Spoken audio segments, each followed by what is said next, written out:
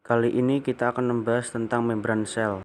Seluruh permukaan sel dilapisi oleh lapisan yang sangat tipis yang dinamakan membran sel.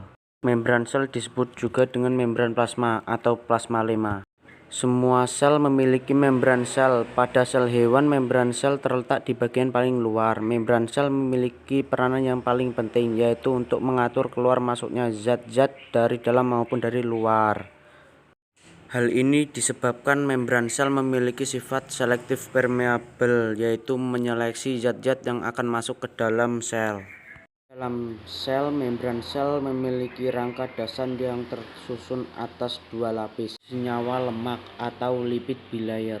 Lemak atau lipid yang menyusun membran sel adalah jenis fosfolipid, yang artinya berikatan dengan molekul fosfat.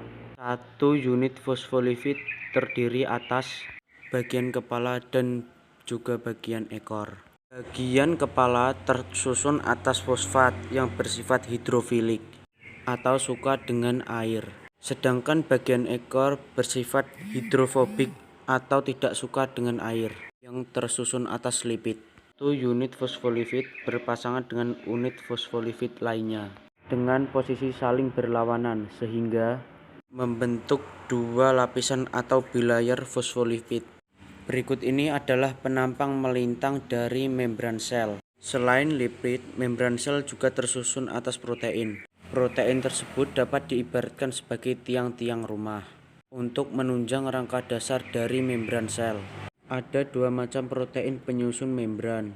Yang pertama adalah protein integral yang letaknya menembus kedua lapisan lipid dan berfungsi untuk menyatukan kedua lapisan lemak yang letaknya menempel di permukaan lapisan lipid.